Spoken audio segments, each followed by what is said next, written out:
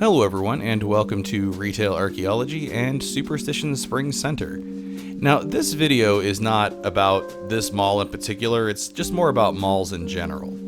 I've mentioned in the past that, when my friends and I would go hang out at the mall when we were teenagers, that 20 bucks would pretty much last us the entire time there. It would cover a meal, entertainment, maybe a CD or something like that, and on this particular Saturday night, I didn't really have anything to do, so I thought it might be interesting to, head up to one of my local malls with 20 bucks and see how long that lasted me, see how far I got with it.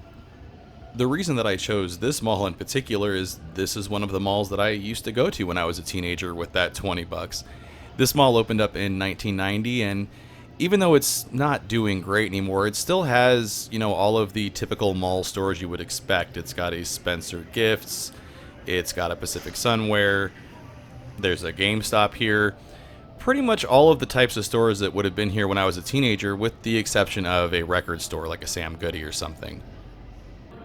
That empty spot right between the Dillard's and the Hallmark store was a Babbage's when I was a kid. It's always really nostalgic to see that spot. I figured a good place to start this experiment would be in the food court, and there's still a Sbarro here. I've been eating at this one since I was a teenager. Now, I went for just a slice of pizza and a large drink, and the pizza still looks just like it always has. I know a lot of people, kind of crap on Sbarro, but I like it. I think it's the best mall pizza. But as you can see here, this cost me $8.10, so I'm almost halfway through my $20 already. I seem to think that would have been closer to $5 or $6 when I was a teenager, so that's more expensive for sure. Now, after I ate, I went out to this little outside courtyard area to catch some fresh air and just see how busy this place was looking. As you can see, it's pretty empty. Now, after that, I went and hit the arcade that's right next to the food court because, again, when I was a teenager, that's one of the places I would have spent money, was the arcade. Now, unfortunately, this isn't like the old school mall arcades. There are actually a couple of video games in here, but for the most part, it's, skill cranes and things like that. I did notice over in this skill crane, though, there was some Donkey Kong plushies that I kind of liked, and they seemed like they might be gettable, so I went over to get some tokens because there was no bill acceptor on the skill crane.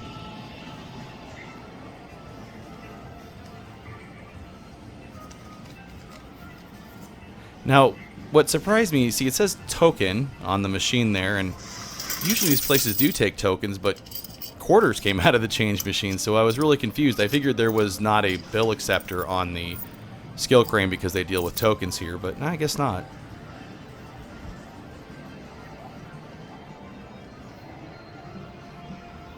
So it looks like this game is 50 cents a try, so let's go ahead and give it a shot.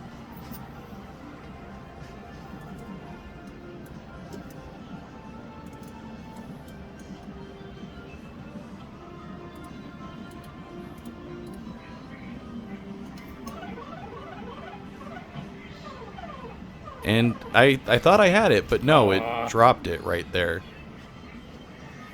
Really? So let's go ahead and give it another try, because you can't only play these once. You've got to at least try twice.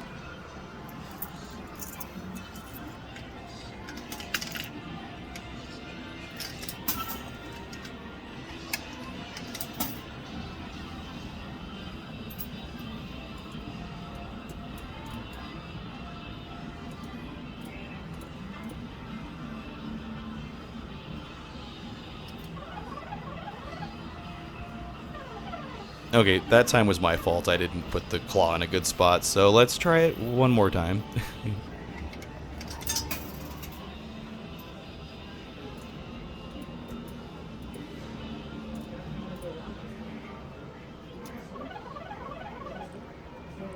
Did I get it?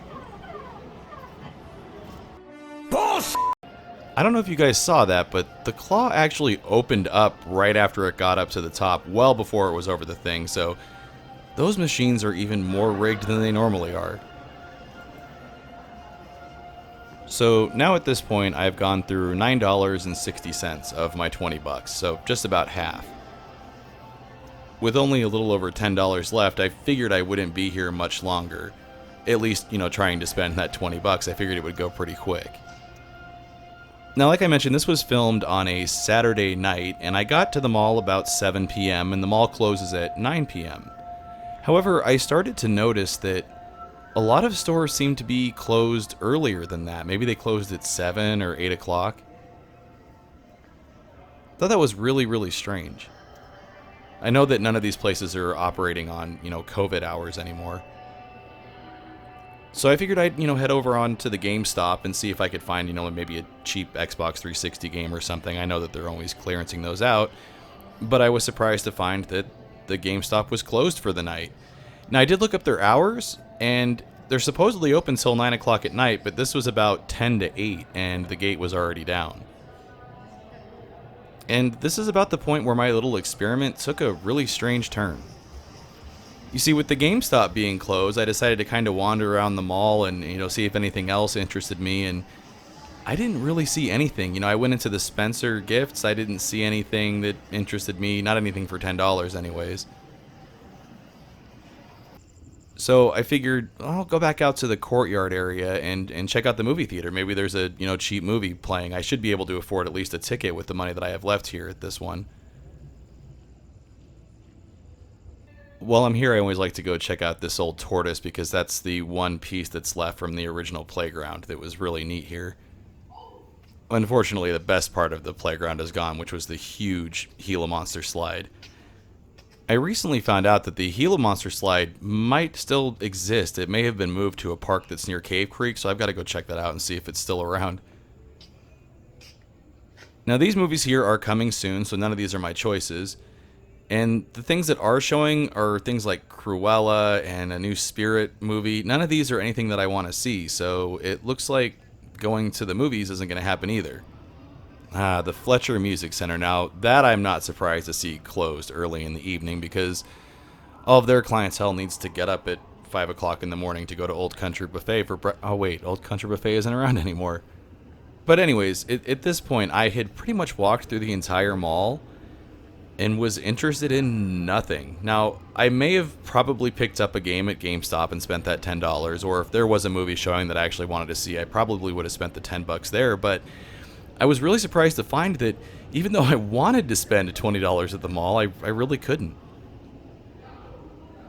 Okay, I think this is new since I've been here. This used to be a shoe repair shop, and now it looks like it's got some model trains in it, and some big statues. I think that's the shark from Finding Nemo and a dinosaur. This is giving off very strong Dead Mall vibes. This mall might be in more trouble than I thought it was in. This isn't really a good look either. This is the Zap arcade, the other arcade that's here. And as you can see, it has grown outside of its little storefront there and has now kind of puked its way over into the mall itself. That looks awful. So in the end, my experiment ended completely differently than I expected it to. I expected to blow through that $20 really quickly, and instead I couldn't even spend the whole thing. There wasn't anything here that I was interested in spending money on, even though I was looking to spend it frivolously. The way malls used to work is that, even when you came to the mall for a specific thing, that all of the other stores and everything else around would kind of, drag those impulse buy dollars out of your wallet or purse or whatever. And if malls can't manage to make that, little bit of impulse spending happen, I think they may have even bigger problems than I had originally considered. What do you think, though? If you're one of those people that used to visit the mall and don't anymore, is one of the reasons just because there's not really anything there anymore you want to spend your money on? I'd love to know down in the comments below. As always, everyone, thanks for watching. Want to see your name here? Head on over to patreon.com/Retail Archaeology to find out how you can help support the channel. Hey everyone, thanks for checking out my little experiment video here. If you enjoyed it, please hit those like and subscribe buttons. And also, I just want to let everyone know I actually have some out-of-state travel planned to film, so there will be non-Arizona content coming soon.